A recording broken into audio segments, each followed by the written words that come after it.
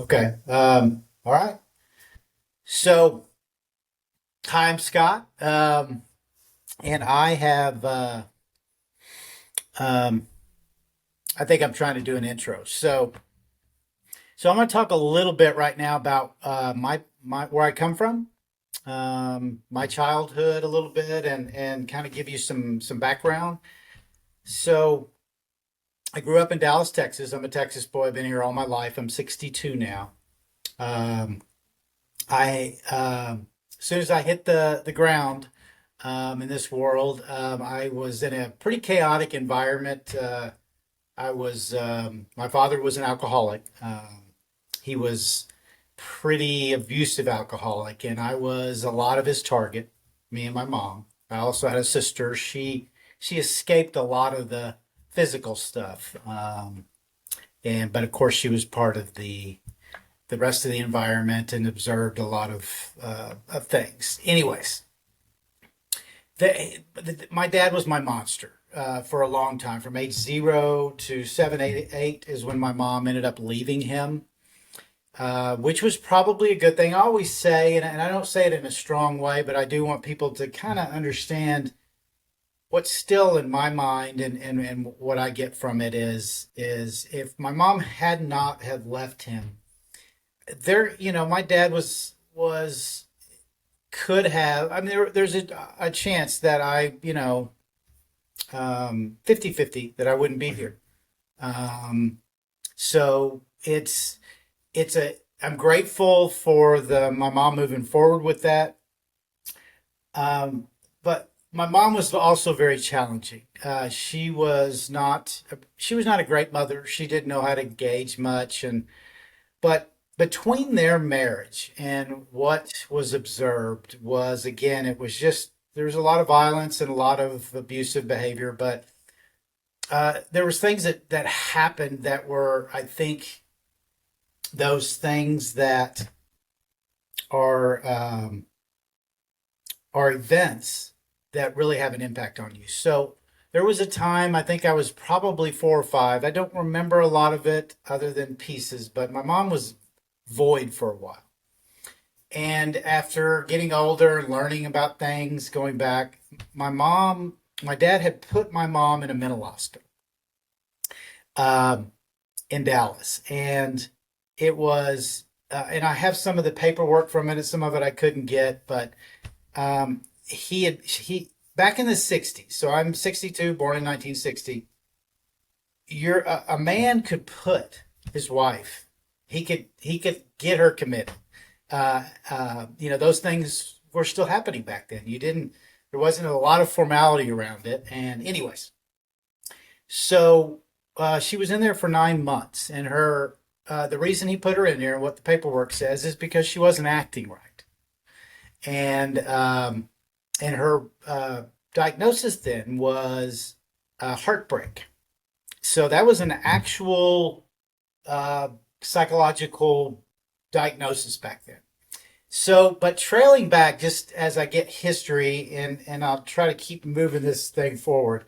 But my dad was a player. He was a gambler, again, alcoholic. He ran around on my mom just all the time. So I can understand what her and my mom was a very tough woman. She was from West Texas. She grew up in Pecos. She was that's a tough area. A lot of cowboys, a lot of oil stuff back then, and all that back in the 50s and things like that when she was in high school. Anyways, so I can see my mom and I can imagine my mom fighting back and not acting right. I can see that piece. So this is hopefully setting up just a little bit about my mom's personality. So anyway, she was gone for 9 months, and that was not something I remember a lot about. But I remember at that time my dad got a maid who I think was kind of a nanny thing too. I can't really remember a lot of it, but so anyways, that was a lot of what was going on uh, with my parents. And just to tell you real quick about my dad was, he came from a chaotic environment, did a lot of research on that. And and certainly his upbringing was very poor, which is what helped me reconcile a lot and helped get me into a place of forgiving him and going forward with that. But he left home at 15, went into the Navy because he was in a very that was a very, the Depression era kind of stuff and all that. And they were poor, again, Texas people, and they were he was hungry, and just this his life too. So he left home, lied about his age, joined the Navy, and was in there till he was 19. He was on a battleship. They got shipwrecked. He was one of those gunners, and um, but they were shipwrecked. And again, this is a young kid, so these are the things that I've learned about him. But anyways, he came out at 19, went to work as a lineman for a construction company, and they built the power lines, the old wooden poles, and all that. And he ended up years later, uh, say 35, 40 years later, he ended up owning the company. So, that you can't, that's a hard thing to do now, especially in this world, to start with a company and then grow and own it. And so there was a lot of his esteem was tied into being successful because he was a poor West Texas boy. He just wanted to prove, that he had an eighth grade education, all that stuff. So he had a chip on his shoulder, and a lot of that, and he carried it. So I realized my dad didn't have a chance, and I realized he just wasn't strong enough to overcome things. And um, so I understand why he was the way he was, where he came from, went into the Navy, was shipwrecked as a young kid, got out, got into a construction world where all men are men and they're doing all those things they did back then. And he started drinking, and, he just didn't have a chance. And so that was just a little bit about him, what led up to that. But my mom ended up leaving him, again, that's 7 or 8. And then she went back to school pretty quickly thereafter to become a therapist, which I think was spurned a lot because of her being, in a mental hospital. And again, she was a little dynamo. She was 5'1", and she was a beauty queen. She was Miss Pecos and all that kind of stuff. And she was, anyways.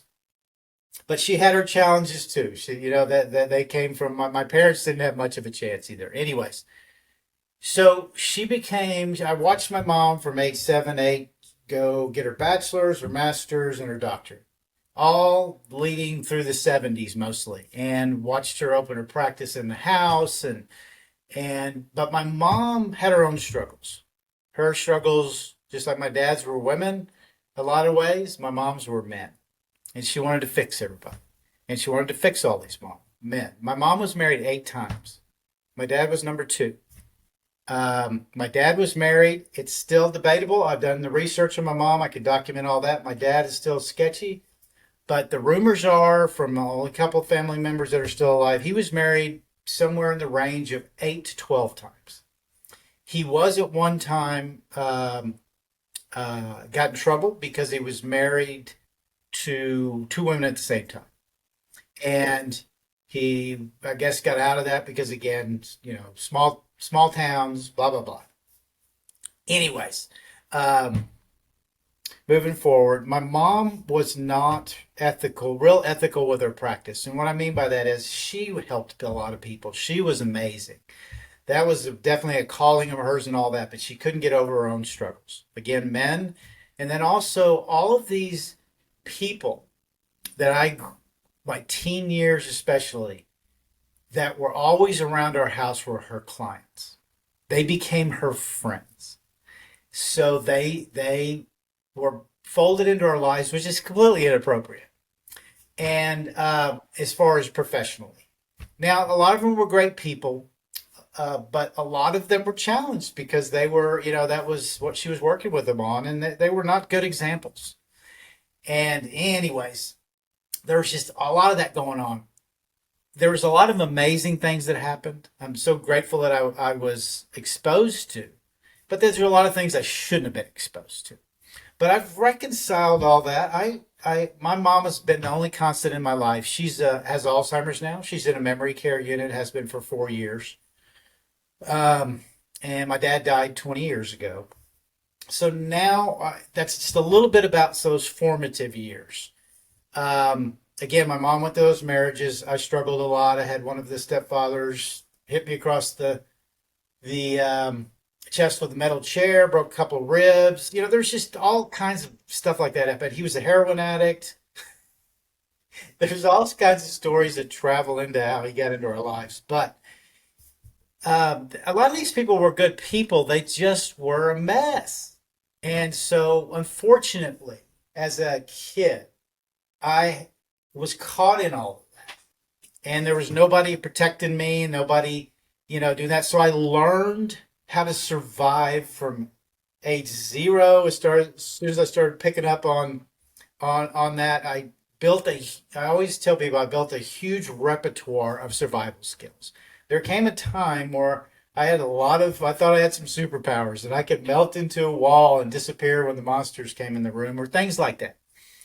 So this is a lot of where I'm at, and I'm just surviving. And my self-esteem, my self-worth is just been annihilated from an early age. My mom tried to, again, she wasn't trying to help me in a sense because I kept all this inside of me and was just trying to get through. And I wanted to be perfect. I didn't want anybody looking at me. I used a lot of humor in things to fade things. Just all of these things that I learned how to do to stay off the radar, especially if I needed to. And I could leave a party or leave a gathering or whatever and usually slip out and not be detected for quite a while. So you learn how to do those things, and that's your relationships, and you're very wary and you're paranoid and you're non-trusting. You don't trust yourself. I was so angry. I was a fire starter a lot. Um, I had a lot of just stuff built in, and it came out in very inappropriate ways.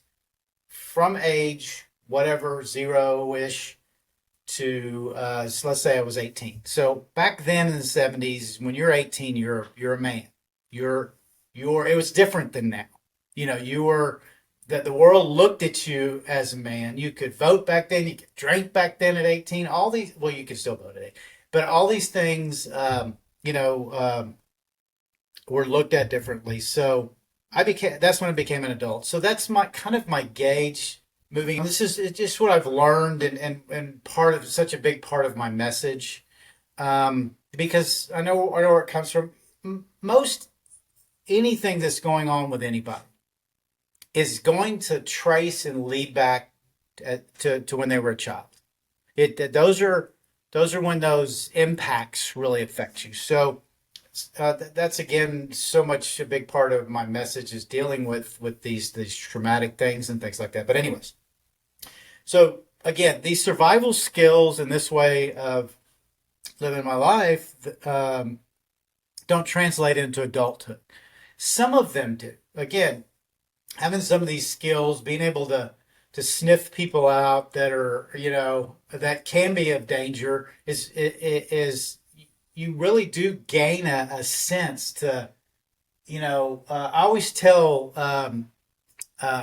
say to give the best example is I wish the FBI and the police and all these things if they want to sniff out a perpetrator in a room of 100 people, they want to know who the two or three perpetrators in that room are very quickly, is take somebody that was abused and traumatized and went through all those things that tapped into those survival skills to get through and to live to save their life a lot of times. You put them in the room for very quickly and you'll get a good sense. They're going to be on all the time, but those are people that are going to be able to pick the perps out very quickly. But again, that's just an example. So that's how, again, all my relationships, everything was dealt with that survival mentality. And it doesn't work. It doesn't translate into doing business correctly. It doesn't translate into any kind of relationship, intimate, friends. anything, you're it doesn't work ever in most cases. If you do not heal, forgive, understand a lot of those things, and understand when they're happening. So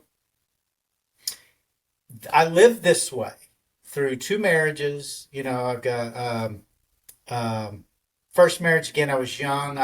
Sometimes people don't count those, and again, I'm one of those people that that it happened, but I have a daughter from it, so it's not a throwaway, but I was young, and most of the time you're not going to do well when you get married at 20. Neither one of you are grown.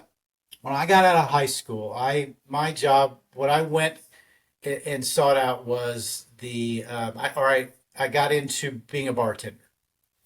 So and I was good. And I again, there's so much of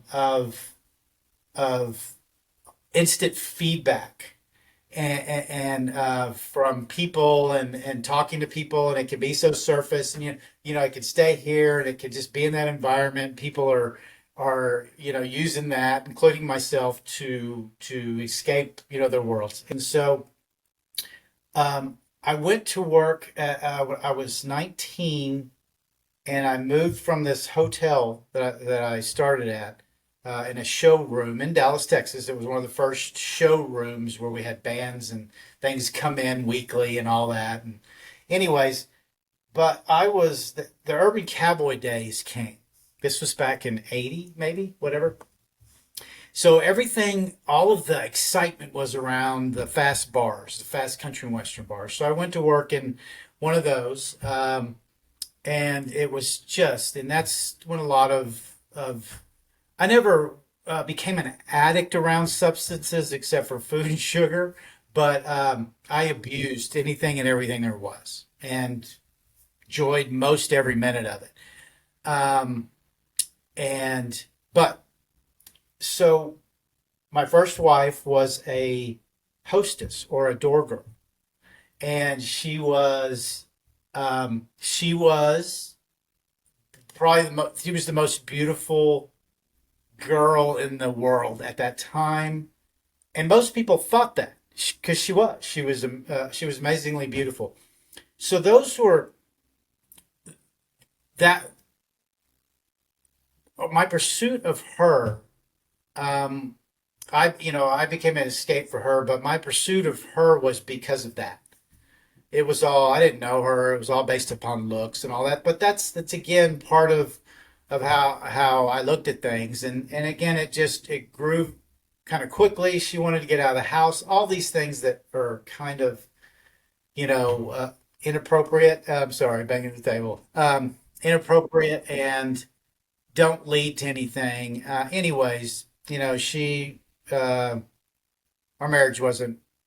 It was just I don't really know how to explain it, but it was just kind of flat. Nothing was there. There was no movement forward. She ended up getting pregnant, um, and she ended up getting involved with someone else because I traveled a lot with work. I was working. I went back to work for this hotel management company, and so we opened up hotels for investors. So I went to different towns and did all that. So, anyways, my daughter.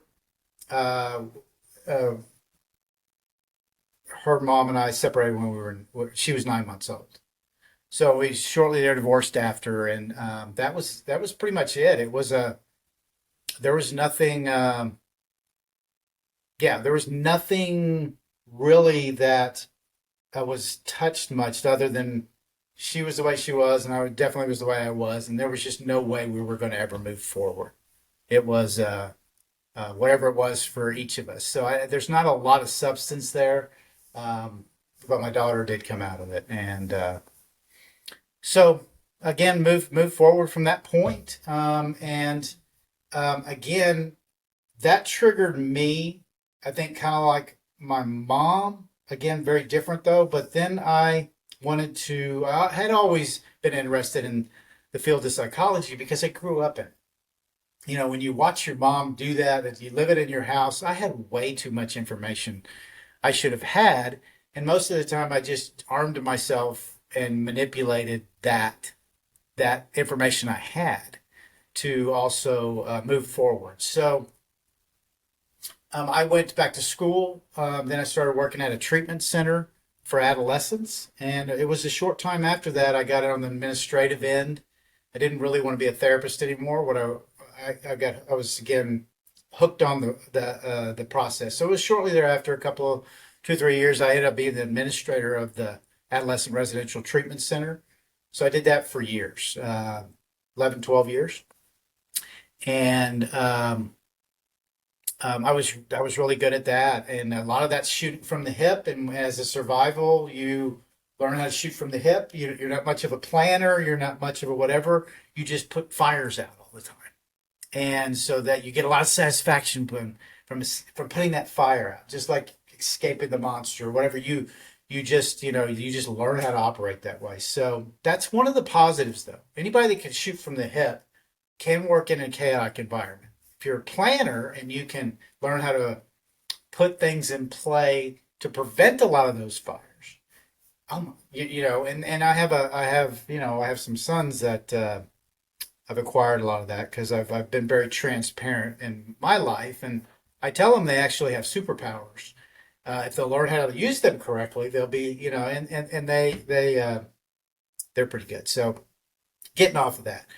Anyways, that's where I ended up meeting my second wife, and she was a social worker, and there's some backstory behind that. I'll talk about that at a different time when maybe we zero in on some things, or we want to break down some of these periods in my life. I have all kinds of stories around them and some of the ways it happened. I'm very transparent, but there's so much I still haven't talked about. There's so many things I still haven't revealed, but I'll reveal this one.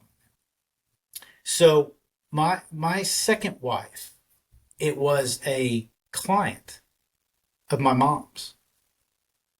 So she was coming out of a divorce, and as young, and at this time you have to remember my first divorce ended up, we were married 5 or so years, so I was 25, because my daughter was born in I was 24 when she was born, so that's about the right time frame. So it wasn't till 4 or 5 years later that I met my second wife, and I met her by going by my mom's office and to see her, or we were going to have lunch, or whatever we were going to do. So my second wife was sitting in um, the uh, the waiting room, because she was a client of my mom's. We didn't talk or anything. But when my mom came out, my mom introduced us, and then my mom. This is what was my mom, and this is where inappropriate behavior would come in. She thought it would be a good idea for we had some similarities in our lives that we, you know, visit a little bit outside of that, and um, so we did, and because she had her own stuff, and again, I had learned that that was how my mom operated, and uh, wasn't thinking about that at the time, but I learned that that was kind of okay, was to meld that inappropriate uh, way of doing things into your life. So that's again part of that, things that are very negative. Um, anyway, so that's how we met. We fumbled through a year and a half or so. Um, we then moved forward, moved in together, did all that. Another year or two later, got married, and then uh, somewhere around there after that, we started. Having I had my sons. They're 2.5 years apart, and one of the things that I was very aware of in my life is, even though I wanted to be a different kind of father than my father was. I didn't want my kids to feel what I felt. It's horrible. I wanted my kids to be built up. I wanted my kids to these things. So I was a pretty good father on that end. Again, still exhibiting a lot of inappropriate ways of living and doing things in the world. that they certainly kids, don't think your kids don't see everything. They see everything, and that's good. So, anyways, that world with her was it was not a good mix. We tried to push through it. The boy, when you have kids, you do all these things, but nothing was working. I was a mess. I was not getting better. I was like I'm 185 right now. At one point, I was 260 pounds. I was a glutton. I was chasing the whole Jones thing, and I didn't want to just beat the Joneses. I wanted to beat the hell out of the Joneses. I was just angry and competitive, and I was that dumbass in the room. I talk about this a little bit, that would shut up until you shut up. And if we were debating or we were talking about something, I didn't care if everybody in the room knew. I didn't know what I was talking about. I was gonna be louder, blah blah blah. So I'm living this way of bullying through things. At the same time, I have no self-worth. Zero self-worth. I keep building things and getting almost hitting these pinnacles, things like that. But when I start sniffing something great happen, meeting a goal, I chop my legs out from underneath me. Um, it was just self sabotage to the highest point. Um, and just trying to stretch that rubber band, seeing how much before it broke, and it always broke. I never went down that road of testing um, until it was, I broke it. So again, this is how I'm living life.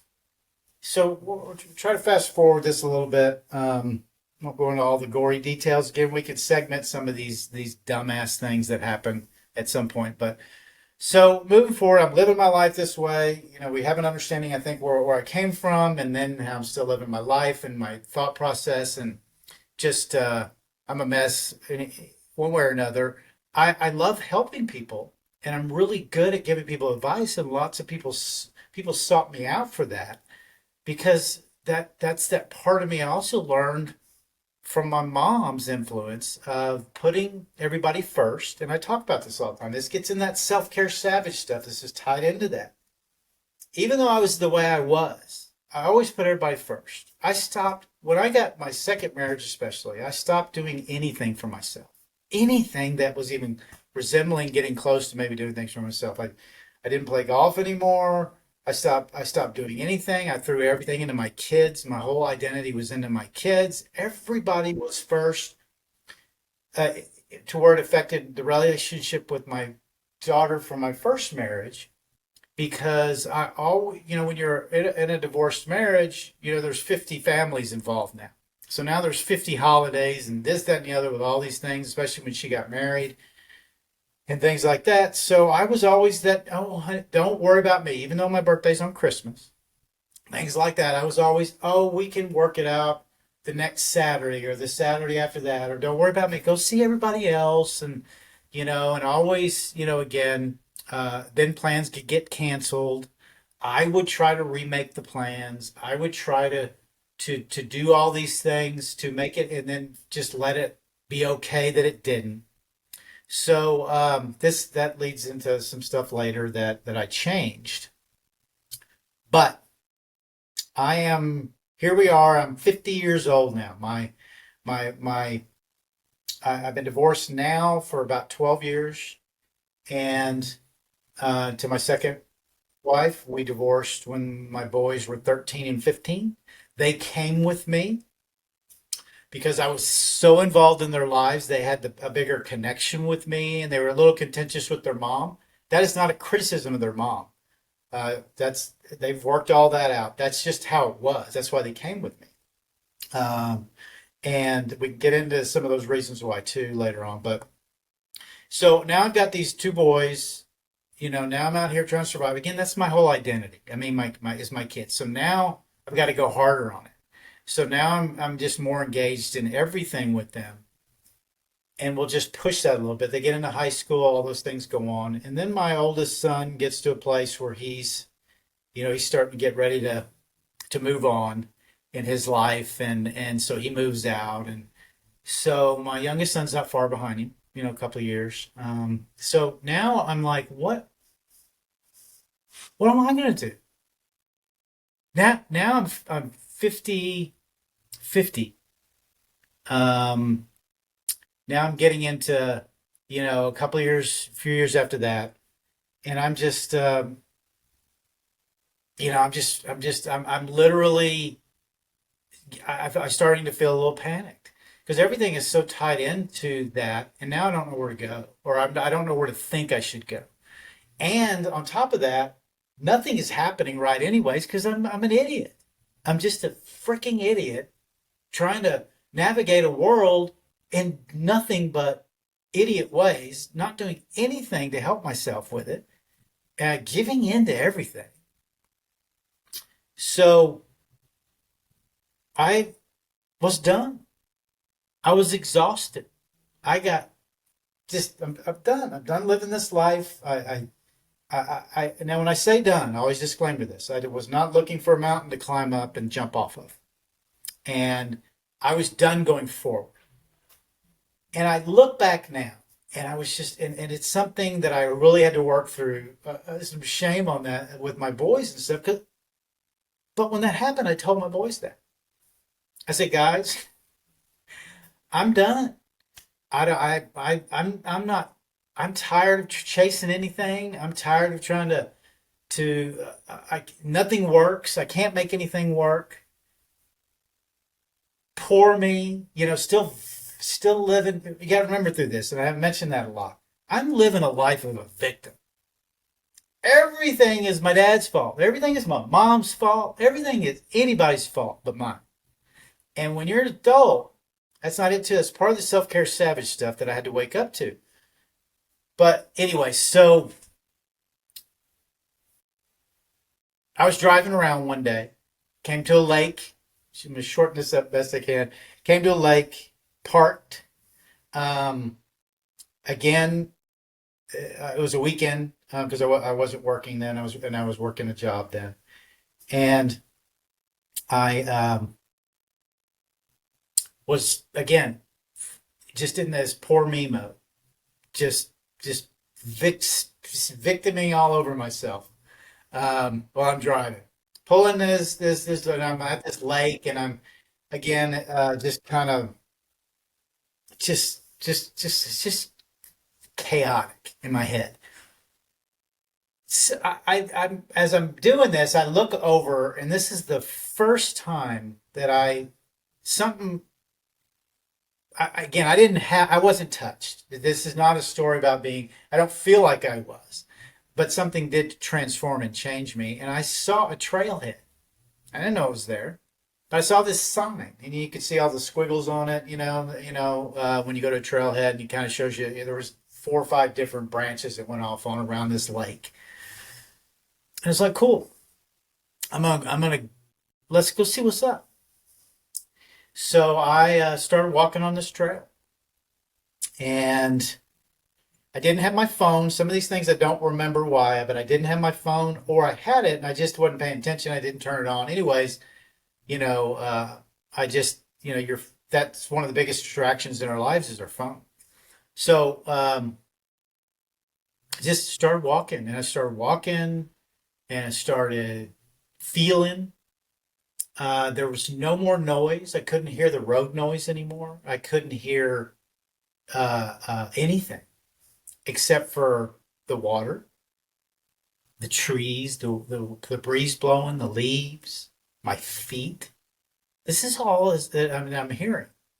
So all that noise that has kept me in avoidance for all these years and keeps us all in avoidance that we live in every day is keeps it right here. And but what it does is keep it right here. It keeps trying to push its way out, and it pushes its way out when you don't like the way somebody talks to you, or your relationship with this person. You think they're doing this, or you don't like what they're doing. or you're doing whatever to avoid all it does is ooze out on everybody else. When you're a victim, you don't deal with things, and you think you're rolled into this life with somebody else, whether it be a business partner, a friend, or whatever it is you've acquired, you're gonna screw it up. You're going to screw it up. You just no way you can avoid it if you are in victim mentality, because it spews on. It's whether it's inappropriate, whether it's passive aggressive, whether whatever it is, you're just spewing it on the world. So, um, anyways, walking. Now I'm hearing these things. Now here they come. This is the first time I started recognizing these things as demons. That because they were coming hard and I could hear them and they were in there. And it was all those messages I got from my dad. I thought when I was growing up with my dad, I thought, if people don't believe me, but I can remember this. I remember being little at times, and I thought my name was he used to call me Scotty.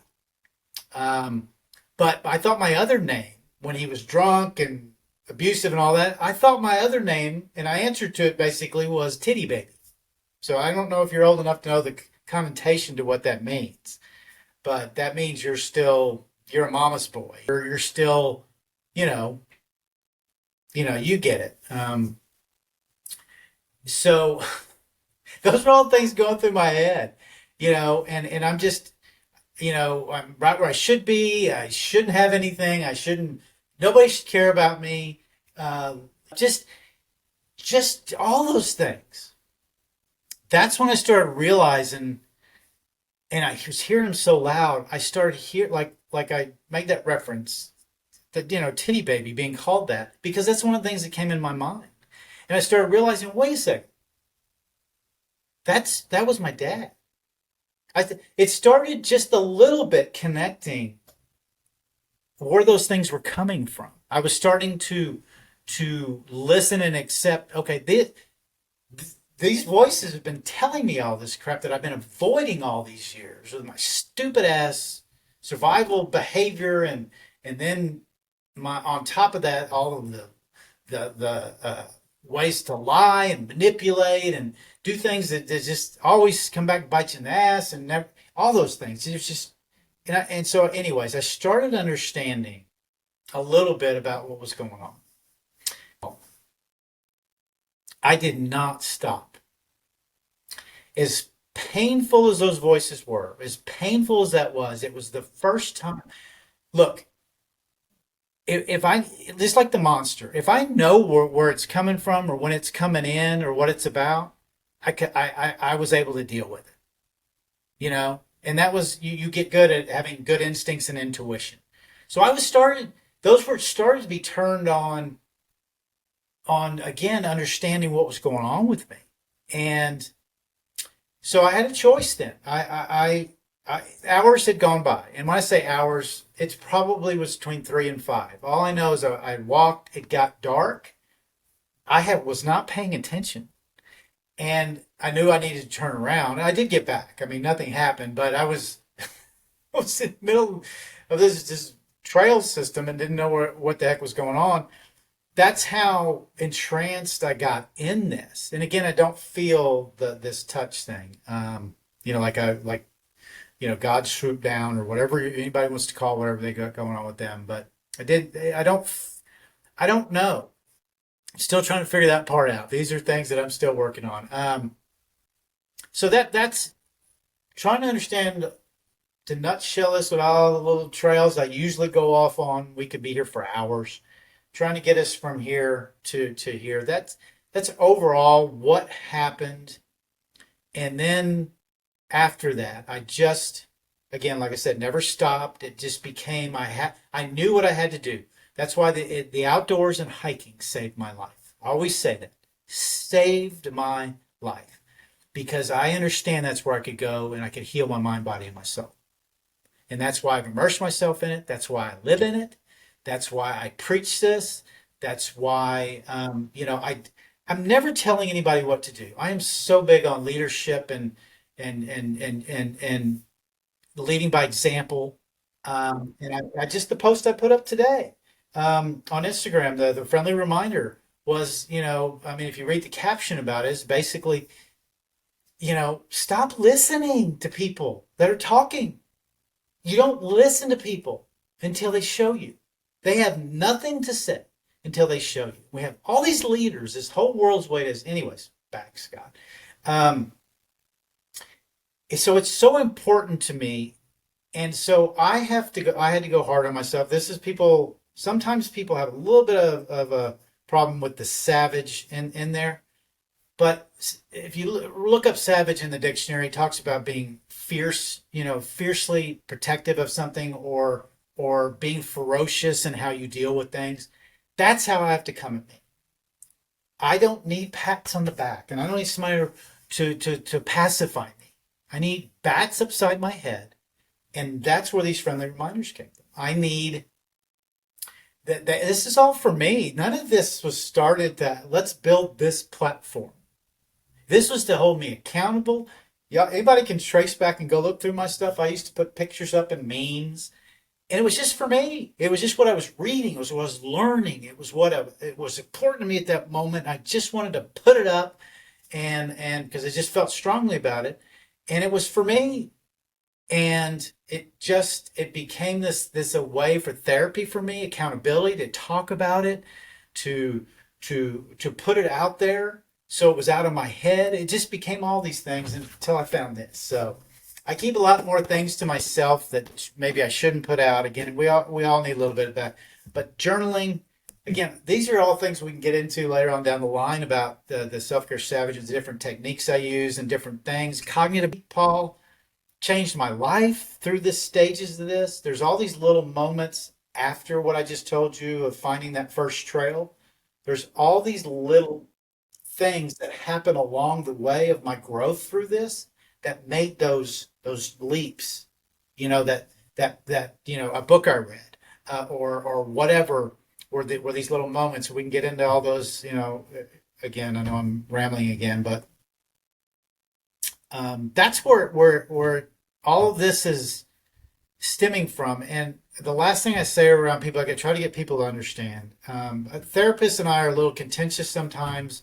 Unfortunately for them, I have a lot of information, and I grew up in that house, and I worked in that environment, and I have a lot of information around it. Look, I'm man. Look, when you're an administrator of a treatment center and you're dealing with therapists, psychiatrists, mental health techs, you're dealing with 50 people, a horse program, all of these therapeutic things, and you manage all that.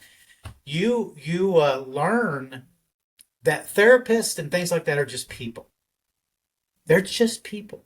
And most of your people that are servants to others are injured people.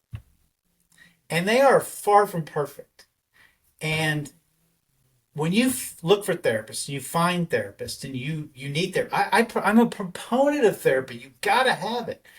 I'm not a proponent of therapists doing what doctors do a lot, and that is keep you in the system. Keep it coming. Where's the treatment plan that says, I'm going to turn you into a self-care savage badass, so when I'm not around on Christmas morning and you have a tragedy in your life, you can deal with it. You don't need to call me. You don't need to wait for our next session. You don't need to crawl up in a ball and be a baby and a victim. They don't do that, or a lot of them don't do that. Cognitive behavioral therapy, that's why I love that process. There's a lot of that. Let's deal with this now. If we got to jump back here for a minute, figure out where it comes from, work it over, understand all that, and jump back here and realize that's what's causing that problem, and that's what's causing the problems in your life at the moment with this relationship. Now you know. Now you know it's done and over with. It's over. It's where it came from. Now you can go forward. And now you can deal with it. Now you can journal about it. Now you can do all those things to help you go forward. And that is my message, is I want people, you've got to take care of yourself first. It's where the whole, you can't pour from an empty cup. If you're not taking care of yourself, and as a parent, and if you and I become, faster friends, and I see you half-assing it with your kids, I'm probably not gonna say anything. Uh, but it might, or if you ask me or whatever, it just depends. But my point being is, parents especially, that's who pushes back a lot of my messages.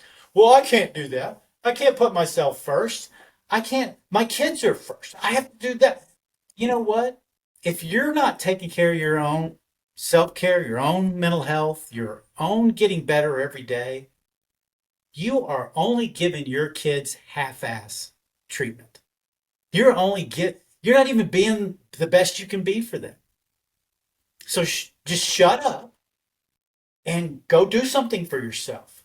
Stop telling them that they shouldn't drink or smoke as they're growing up or do whatever. Well, that's all you do on the weekends with all your country club friends or whatever. I'm not coming down on any particular group. I'm sorry.